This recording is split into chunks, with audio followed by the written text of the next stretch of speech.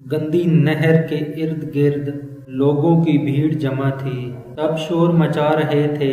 کوئی کہہ رہا تھا 1122 والوں کو فون کرو۔ ایک عورت کو لوگوں نے پکڑے رکھا تھا۔ وہ چلا رہی تھی میرا بیٹا مر رہا ہے، اگر خود نہیں بچا سکتے تو مجھے نہر میں جانے دو۔ میں اپنے بچے کو اپنی آنکھوں کے سامنے مرتا ہوا نہیں دیکھ سکتی، لیکن لوگوں نے اس کو پکڑے رکھا تھا اور کہہ رہے تھے نہر بہت زیادہ گہری ہے، وہاں کوئی بھی نہیں جا سکتا۔ ایک دیہاتی بھیڑ دیکھ کر وہاں رک گیا۔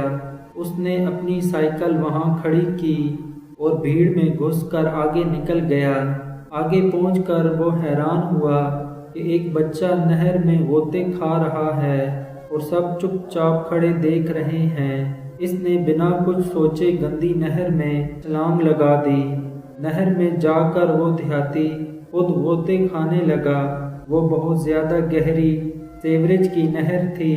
قریب ہی تھا کہ وہ بچہ مر جاتا، لیکن دیہاتی نے اپنی جان پر کھیل کر اس بچے کو گندی نہر سے نکال لیا۔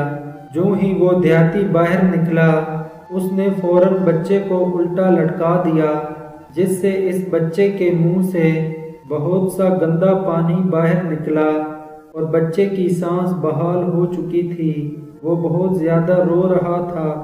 دیہاتی کے چہرے پر عجیب خوشنما چمک تھی، لیکن اس کے سفید کپڑے کچرے سے لت پت ہو چکے تھے، جس کی وجہ سے لوگ دور سے کھڑے اسے شاباش دے رہے تھے۔ وہ عورت آگے بڑھی اور دیہاتی کے آگے ہاتھ جوڑ کر بولی، بھائی تم فرشتہ ہو، تم نے میرے بیٹے کی جان بچائی ہے۔ دیہاتی بولا، میں کوئی فرشتہ نہیں، میں تو ایک انسان ہوں اور انسان کا فرض ہے دوسروں کی مدد کرنا۔ وہ عورت بولی، اگر تم انسان ہو تو ان لوگوں میں کوئی ایک بھی انسان نہیں ہے۔ سب اپنی نظریں چرا کر وہاں سے ایک ایک کر کے جانے لگے۔ عورت دیہاتی سے بولی، بھائی میرا گھر قریب ہی ہے، آؤ آپ کے کپڑے دھو دوں۔ مجھے افسوس ہے کہ میں آپ کا شکریہ ادا نہیں کر سکتی، لیکن پھر بھی اگر کوئی کام میرے لائق ہے تو بتائیں، میں ایک اچھے گھر سے تعلق رکھتی ہوں۔ اگر پیسے چاہیے تو وہ بھی بتا دو، میں دے دوں گی۔ دیہاتی اس عورت کی بات سن کر بولا، اگر مجھے پتا ہوتا کہ اس بچے اور میری جان کی کیا قیمت ہے تو ضرور مانگ لیتا۔ اب مجھے کچھ نہیں چاہیے، اجر تو صرف اللہ کی ذات دیتی ہے، بندوں کا کام تو بس دوسروں کی مدد کرنا ہے۔